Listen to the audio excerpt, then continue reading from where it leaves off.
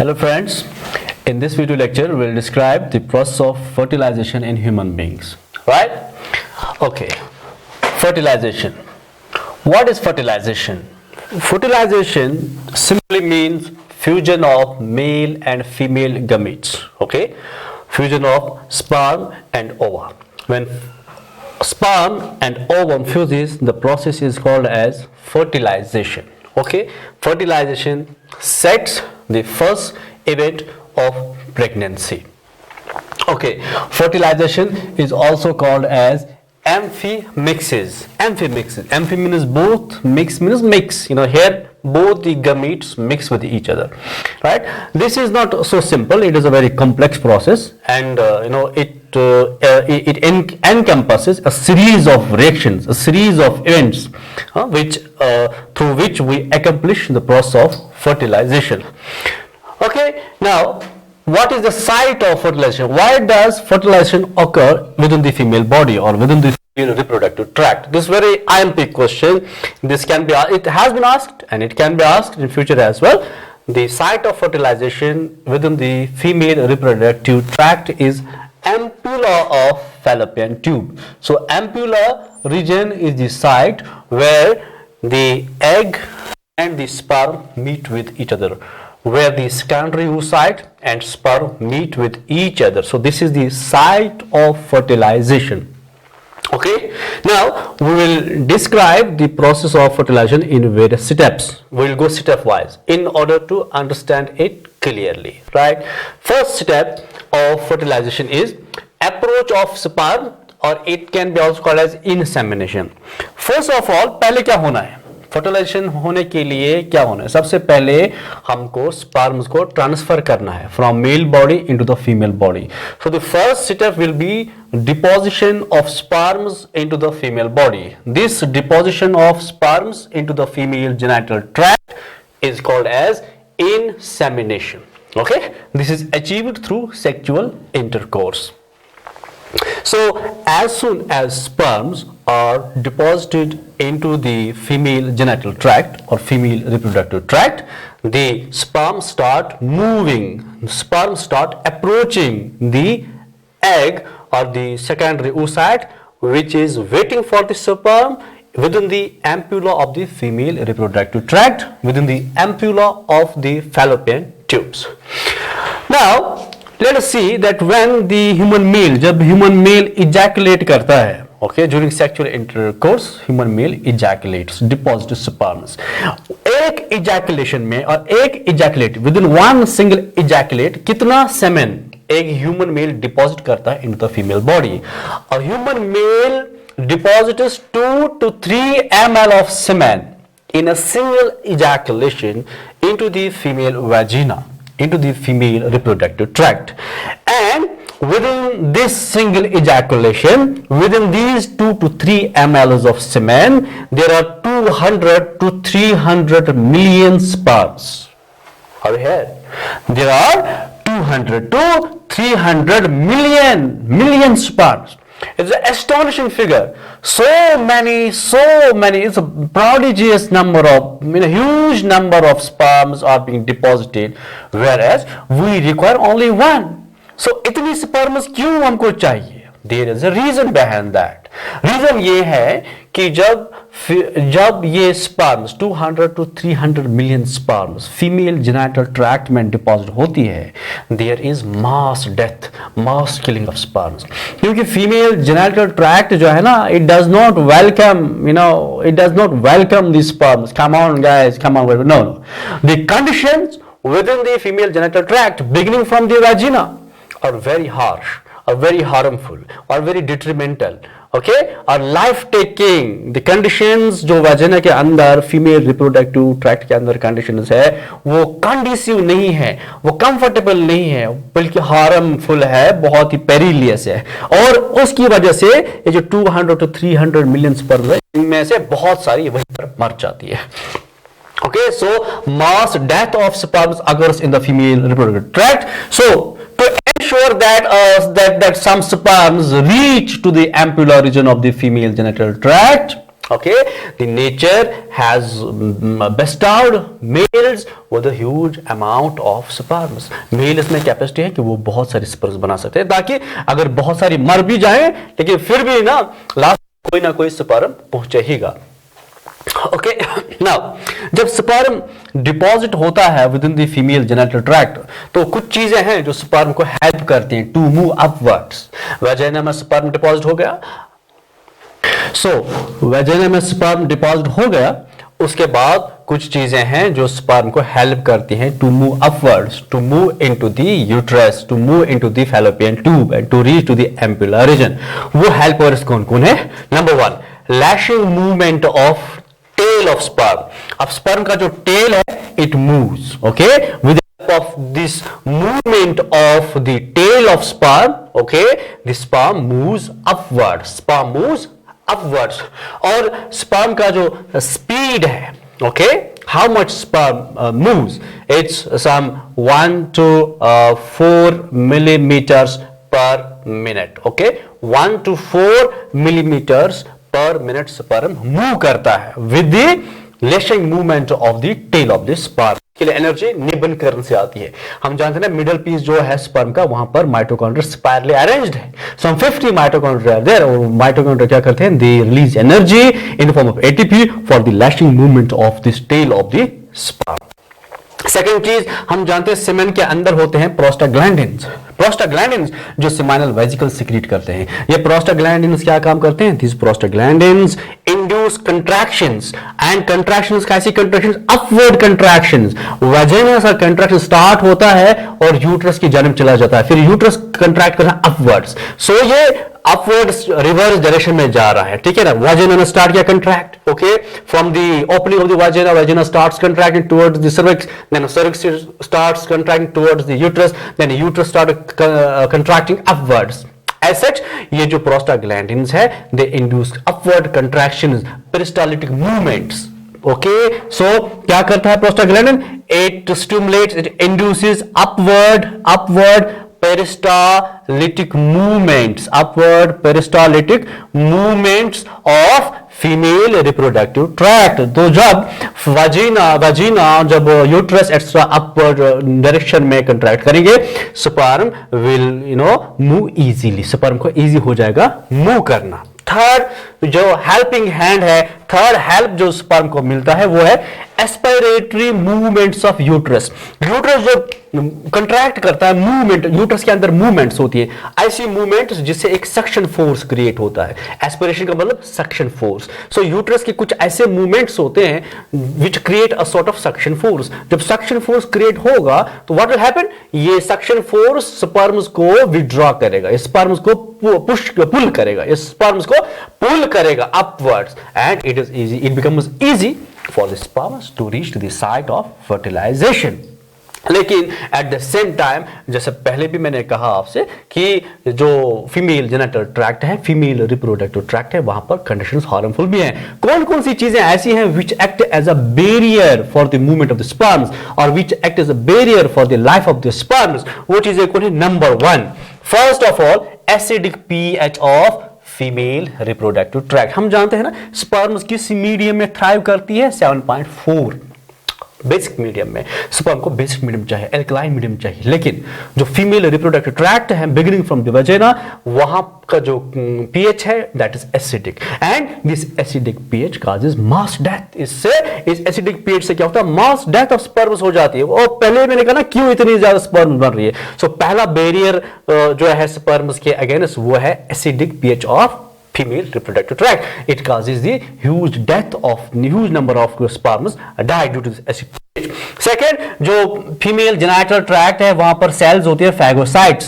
Okay, ये phagocytes क्या करें? These phagocytes these phagocytes they eat sperms. They eat up sperms. बहुत सारे sperms को ये खा जाते हैं. थर्ड जो बैरियर है, थर्ड जो रेजिस्टेंस फोर्स है, ओके, जो स्पर्म्स को रोकता है वो है कि जो एंडोमेट्रियम होता है, okay, suppose this is uterus, uterus का जो एंडोमेट्रियम है it is highly folded, it is highly folded. ये जो थिकनेस ऑफ यूट्रस है it also acts as a barrier, क्योंकि स्पर्म को यहां जाना पड़ेगा, फिर यहां, फिर यहां, फिर यहां, एंड स्पर्म्स एग्जॉस्ट हो जाते हैं। बहुत ज्यादा स्पर्म्स जो है इस मूवमेंट के दौरान मर जाती है, थक जाती है, मर जाती है। So this thickening of endometrial lining also acts as a barrier against the movement of the sperms. And ये सारी चीजें जो है ना, ये एसिडिक पीएच, फैगोसाइटोसिस होता है, थिक एंडोमेट्रियम में कितनी स्पर्म्स मर जाती हैं? आप कहेंगे 1000 10,000 मरती होंगी, नहीं, आपको पता है सारी स्पर्म्स मर जाती है, कुछ बचता जो है only 100 sperms survive out of this problem, out of this harsh conditions, only 100 sperms survive. So कितनी 200 to 300 million sperms हमने बनाई थी, मेल ने बनाई थी, लेकिन एम्प्यूला तक कितनी पहुंचती है? Only 100. So as a result of all these harsh conditions, the result is that only 100 sperms reach the ampulla region. Out of these 100, we don't regard 100, we regard only one. But see, we are producing 200 to 300 million sperms. How many reach? Only 100. Only 100 reach to the ampulla of the oviduct or fallopian tube. But during this process, okay, because of these acidic conditions, etc., all other factors, an important objective is attained. That objective is called as capacitation. That objective is called as capacitation. What is capacitation? Capacitation वो process है by which sperm जो है, sperm active हो जाता है, sperm जो है it attains the capability to fertilize the ovum. So the capacity to fertilize the ovum is called capacitation. The process by which the sperm attains the capacity to fertilize the ovum is called capacitation. How does it happen? कैसे होता है capacitation? किस तरह से sperm जो है ये activity ये attain करता है, ये capability, ये property attain करता है कि वो ovum को fertilize कर पाए? वो करता है इससे कि sperm का जो एक्रोसोमल मेम्ब्रेन होता है, ओके, एक्रोसोमल मेम्ब्रेन में दो चीजें होती हैं, स्टेरॉल्स होते हैं और ग्लाइकोप्रोटीन्स होते हैं। स्टेरॉल्स होते हैं और ग्लाइकोप्रोटीन्स होते हैं। ये स्टेरॉल्स और ग्लाइकोप्रोटीन्स जो है ना एक्रोसोम के मेम्ब्रेन को स्टेबलाइज करती हैं, स्ट्रांग बनाती हैं ताकि ये रप्चर ना हो जाए। लेकिन हमको क्या करना है, हमको इस कंडीशन में चाहिए एक्रोसोमल मेम्ब्रेन कि ये रप्चर हो पाए, इसलिए हमको बहुत इंपॉर्टेंट हमारे लिए है, हमको ये स्टेरॉल्स और ग्लाइकोप्रोटीन्स एक्रोसोमल मेम्ब्रेन से रिमूव करने होंगे। सो हमें जो है कैपेसिटेशन उसी से हासिल होगा। We will be able to reach the level of capacitation. So capacitation किस तरह होते हैं? The sterols and the glycoproteins are removed from the acrosomal membrane and as a result the acrosomal membrane becomes weak, it can easily rupture and this is called as capacitation. You can see I have drawn a diagram here. यहाँ जो है acrosomal membrane और acrosomal membrane में क्या है? Sterols and glycoproteins. There are some chemicals within the female reproductive tract, within the vagina. ये chemicals क्या करते हैं? These chemicals remove these sterols and glycoproteins from the acrosomal membrane. And now see second diagram here. We have made a diagram. I have drawn a diagram where there are no sterols, no glycoproteins. ये sterols और glycoproteins कहाँ चले गए हैं? They have gone with the chemical present within the female genital tract. Then next step of fertilization, step number 2 of process of fertilization is fertilizing anti-fertilizing reaction. This is not basically a reaction but is a sort of an event taking place. Fertilizings are chemicals, these are chemicals secreted by the egg. Okay, fertilizing क्या है? Fertilizing is a chemical compound secreted by the egg, and anti-fertilizing is another compound which is secreted by sperm. So egg secretes fertilizing, very important, and sperm secretes anti-fertilizing. This fertilizing anti-fertilizing reaction was discovered by Lilly. Okay, now why is fertilizing anti-fertilizing reaction going on? Why is it important? It is important कि egg को जो है ना, egg को check करना है कि sperm जो आया फर्टिलाइजेशन के लिए क्या ये अपनी ही स्पीशीज का है या किसी दूसरी स्पीशीज का है। तो यहां पर आइडेंटिटी चेक करने के लिए, okay, this fertilizing anti fertilizing reaction takes place to check the identity of the sperm. Is a sort of pass check करना है, ओके, आइडेंटिटी प्रूव करनी है आपको। For that matter fertilization anti fertilizing reaction takes place. और इसका क्या function है? इसका फंक्शन है टू मेंटेन स्पीशीज यूनिकनेस और स्पीशीज स्पेसिफिसिटी, कि अपनी ही स्पीशीज का स्पर्म आना चाहिए, अदरवाइज प्रॉब्लम हो सकती है। अगर ह्यूमन एग के साथ किसी और एनिमल का स्पर्म फ्यूज हो गया तो वहां पर जेनेटिक तो प्रॉब्लम हो जाएगी, पता नहीं क्या बनेगा। सो to maintain specificity, fertilizing anti-fertilizing reaction takes place. I told you that this is a reaction wherein the identity of the sperm is checked. इससे और एक चीज भी होती है कि जब फर्टिलाइजिंग एंटी फर्टिलाइजिंग रिएक्शन होती है, ये जो फर्टिलाइजिंग मॉलिक्यूल होता है इस पे साइट्स होती है. Fertilising molecule has sites, receptor sites for anti-fertilizing molecule which is present. ये fertilizing molecule कहां पर present होता है? Fertilizing is present on the surface of egg cell. It is present on the surface of egg cell. और anti-fertilizing molecule कहां होते हैं? On the surface of sperm membrane. जब एक फर्टिलाइजिंग मॉलिक्यूल 2 या 3 स्पर्म्स के साथ जो है रिएक्शन करता है, रिएक्ट करता है, फ्यूज करता है, okay? उससे होगा क्या कि जो 100 स्पर्म्स एम्प्यूला में पहुंची थी उसमें से बहुत सारे स्पर्म्स रिएक्शन के साथ इन्वॉल्व हो गई, तो कुछ ही बचेंगे, सम 15 to 20 स्पर्म्स ही बचेंगे रिएक्शन करने के लिए, फर्टिलाइजेशन करने के लिए, जो फर्टिलाइजेशन का प्रोसेस हमारे पास होगा. Then after fertilizing once the fertilizing anti-fertilizing reaction is over, there is one more event that is called as acrosome reaction. Acrosome reaction. अब एक्रोसोम जो सेल की सरफेस थी वहां पर फर्टिलाइजिंग एंटी फर्टिलाइजिंग रिएक्शन हुआ. अब इस स्पर्म को जो है उसको कहां पहुंचना है? उसको पहुंचना है इनटू द एग. इस एग तक पहुंचने के लिए इस स्पर्म को बहुत सारे बैरियर्स रिमूव करने हैं, सेल्यूलर लेयर्स रिमूव करने हैं, नॉन सेल्यूलर लेयर्स को रिमूव करना, तब जाके वो सेकेंडरी oocyte के पास पहुंचेगा. फॉर दैट मैटर क्या होता है? एक्रोसोम रिएक्शन होता है. What is acrosome reaction? Basically acrosome reaction is a process by which the acrosomal membrane ruptures and acrosome releases its chemicals. So rupturing of acrosomal membrane to release acrosomal content, that is called sperm lysis. To release sperm lysis is called acrosomal reaction.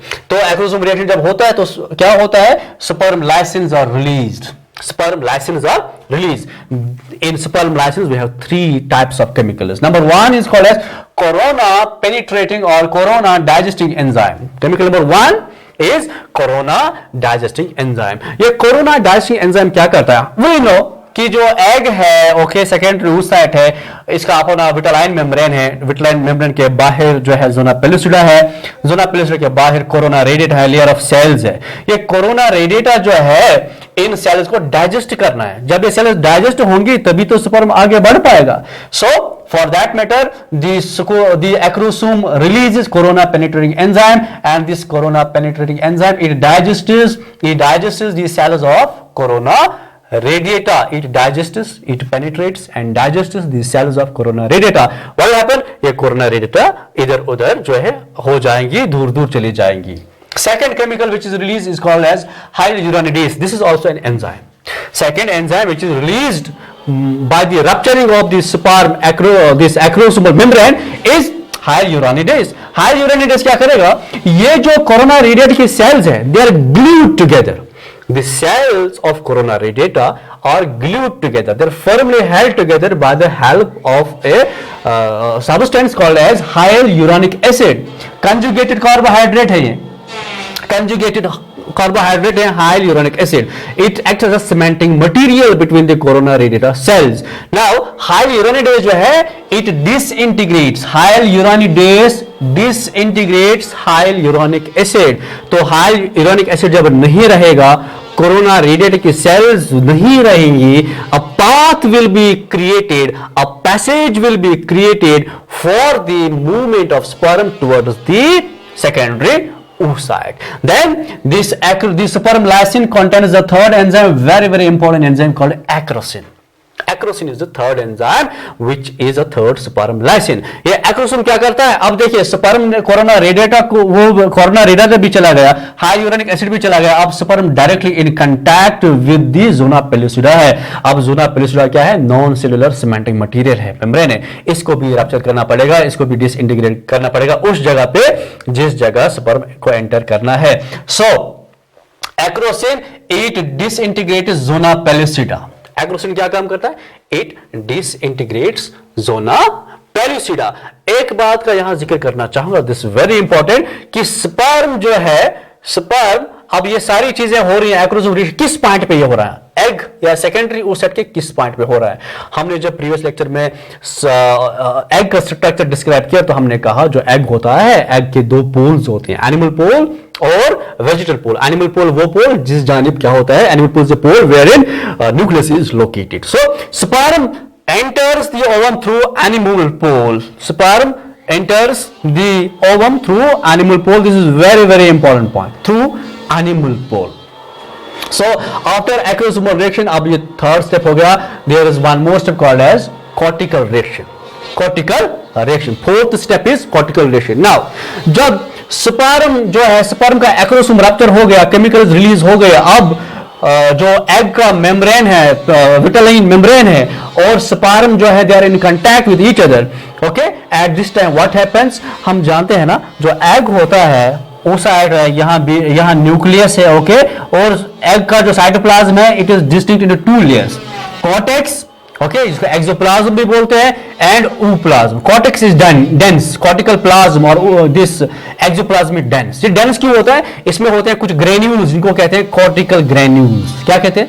So cortex is the outer cytoplasm of the egg, and within the cortex are certain granules called as cortical granules. Since they are present in cortex, they are called as cortical granules. These cortical granules contain certain chemicals. Now as soon as the sperm gets in contact with the vitelline membrane of the ovum, what happens?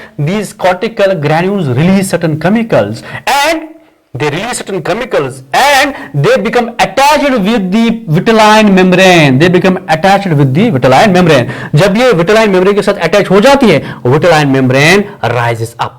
अभी vitelline membrane था और साथ में क्या था? Axoplasm, cortex.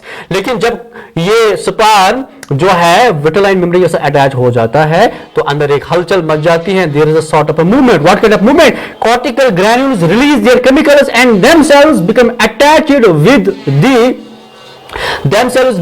attached with the vitelline membrane. Vitelline membrane के साथ attach हो जाते हैं। जब ये विटालाइन मेम्ब्रेन के साथ अटैच हो जाते हैं, what happens? This vitelline membrane it rise up. ये देखिए हमने यहाँ पर डायग्राम ड्रॉ किया, ये न्यूक्लियस है, ये कॉर्टेक्स है, कॉर्टेक्स में कॉर्टिकल ग्रैन्यूल्स है। उसके बाद क्या होता है? ये कॉर्टिकल ग्रैन्यूल्स ये विटालाइन मेम्ब्रेन के साथ अटैच हो जाते हैं और विटालाइन मेम्ब्रेन ऊपर चढ़ जाता है, इट राइज अप। और नीचे क्या है? नीचे है वही कॉर्टेक्स जो है वो नीचे रह जाता है। नाउ ये कॉर्टेक्स है और ये विटालाइन मेम्ब्रेन है, विटालाइन मेम्ब्रेन के साथ कॉर्टिकल ग्रैन्यूल्स है, बीच में क्या space? This space is called as perivitelline space. This space called as perivitelline space. This is called as perivitelline space. And now this vitelline membrane is no more called as vitelline membrane only. This is called as fertilization membrane. जब vitelline membrane के साथ cortical granules attach हो जाते हैं, that time this vitelline membrane is called as fertilization membrane. This is called as fertilization membrane. This is called as fertilization membrane. Fertilization membrane का क्या function है? Fertilization membrane का बहुत ही important function है. It prevents the polyspermy. It prevents the polyspermy. It prevents the entry of further sperm. एक sperm जब attach हो गया, अब कोई और sperm attach नहीं होना चाहिए. So the function of cortical reaction is, so the function of this fertilization membrane is to prevent polyspermy. Then we move to the next step. Next step is formation of reception cone. Formation of reception cone. अब जिस जगह पे sperm जो है अभी attach हुआ है ovum के साथ, वहां पर ओवम क्या करता है? एग क्या करता है? It forms a cone-like structure. It forms a cone-like structure. This cone-like structure is called a reception cone. So reception cone is simply a raised part of the oval membrane. Ovum का जो membrane है वो थोड़ा raise हो जाता है, cone-like structure बनाता है और इसका रिसेप्शन कोन। इसी कोन के थ्रू ये कहां बनेगा? एट एनिमल पोल। अभी कहा हमने, कहां बनेगा? Eight animal pole. और इसी कोन के साथ स्पर्म अटैच हुआ है। ये कोन क्यों बनता है? ये कोन जो है it is a point of contact where the membrane of the sperm and the membrane of the ovum they dissolve. ये वो पॉइंट ऑफ कांटेक्ट है जहां पर दोनों सेल्स के मेम्ब्रेन्स डिसॉल्व हो जाते हैं ताकि न्यूक्लियस जो स्पर्म का है और प्रॉक्सिमल सेंट्रोल का स्पर्म का जो है वो आराम से ओवम के अंदर दाखिल हो जाए। यहां पर एक इंपॉर्टेंट बात आपको मैं कहना चाहूंगा वो ये कि जब रिलीज, जब ग्रेफिन फॉलिकल रप्चर होता है तो रिलीज क्या होता है, सेकेंडरी oocyte। तो सेकेंडरी oocyte जो है ना, सेकेंडरी oocyte जो है it is arrested at metaphase second, क्योंकि सेकेंडरी oocyte अभी जो है इसने मियोसिस सेकंड कंप्लीट नहीं किया होता है, it is arrested as metaphase second. क्यों मेटाफेज सेकंड पे ये अरेस्ट होते हैं, क्योंकि इस टाइम पे इस सेकेंडरी oocyte के अंदर कुछ फैक्टर्स होते हैं, इनको बोलते हैं मेटाफेज प्रमोटिंग फैक्टर्स, MPF। जो सेकेंडरी oocyte है before fertilization, before the joining of sperm with the secondary oocyte is arrested at metaphase second of meiosis second। क्यों होता है, because at this very time within the oocyte there are certain chemicals called as MPF, metaphase promoting factors। ये metaphase promoting factors secondary oocyte में बहुत ज्यादा होते हैं और ये secondary oocyte को अरेस्ट करते हैं, इसको आगे बढ़ने नहीं देते हैं, पूरा साइकिल जो है सेल डिवीजन कंप्लीट नहीं करने देते हैं। लेकिन जब स्पर्म एंटर होता है इनटू दी और सेकेंडरी oocyte, तो उस टाइम क्या होता है, स्पर्म अपने साथ कुछ चीजें लाता है, कुछ केमिकल्स लाता है जो कहते हैं APF, anaphase promoting factors, APF, anaphase promoting factors. तो जब स्पर्म ने कांटेक्ट किया, स्पर्म का कंटेंट जो है ओवम के अंदर चला गया, इस कंटेंट के साथ क्या चला जाता है, एनाफेज प्रमोटिंग फैक्टर्स। ये एनाफेज प्रमोटिंग फैक्टर्स जो है मेटाफेज प्रमोटिंग फैक्टर्स को इनहिबिट करते हैं और सेकेंडरी oocyte क्या काम करता है, ये मेटाफेज, फिर एनाफेज, फिर टेलोफेज, ये मियोसिस सेकंड कंप्लीट करता है। और जब ये मियोसिस सेकंड कंप्लीट करता है तो इसी टाइम पे एक दो सेल्स बनती है, एक तो oocyte बनेगा, अब सेकेंडरी oocyte किसमें चेंज होगा, oocyte में, और साइड में एक छोटी सी सेल होगी, वो होगी पोलर बॉडी सेकंड, ये बाद में डीजनरेट हो जाएगी। ये जो सेकेंडरी oocyte का डिवीजन जिसकी बात हम पहले प्रीवियस वीडियोस में कर चुके हैं, we are talking about this phenomena that the secondary oocyte gets arrested at metaphase second and it proceeds forward only when the fertilization occurs because sperm brings APF factors which inhibit MPF factors and the secondary oocyte completes its division. So formation of reception coon is the point of contact wherein the membranes between of the sperm and the ovum they dissolve, and इसके बाद there is one more step, that step is called as karyogamy. That step is called as karyogamy. That step is called as karyogamy. Now in karyogamy what happens, we know now हमारे पास जो है अब ovum है, oocyte है, तो oocyte के साथ क्या है, स्पर्म जो है अटैच हुआ है, पॉइंट ऑफ कांटेक्ट डिसॉल्व हुआ है। अब ओम के अंदर अपना न्यूक्लियस है, वो न्यूक्लियस, स्पर्म का न्यूक्लियस भी अब अंदर ना, स्पर्म का न्यूक्लियस है, this sperm nucleus comes into the ovum. So sperm का जो न्यूक्लियस है it will enter the oocyte, it will enter the oocyte or ovum. The path taken by the sperm ovum, the path taken by the sperm nucleus to reach the oocyte, to reach the oocyte, the path taken by the sperm nucleus to reach the oocyte is called as copulation path. That is called as copulation path. So कहां से enter होगा ये, वो corporation path क्या है, animal pole, it enters through the animal pole. और साथ ही इसके बाद क्या आएगा, न्यूक्लियस के बाद क्या आएगा अंदर, न्यूक्लियस के बाद जो है, न्यूक्लियस के बाद क्या आएगा, here we have male nucleus and we will have a centriole. ये सेंट्रियोल क्या काम करेगा, नाउ यहां पर सेंट्रियोल एक पोल पे आएगा, दूसरे पोल पे आएगा, दो सेंट्रियोल आएंगे और ये दोनों न्यूक्लियस जो है ये फ्यूज होके बीच में आएंगे। नाउ क्रोमोसोम्स जो है, होमोलॉगस क्रोमोसोम्स एक दूसरे के साथ जुड़ जाएंगे।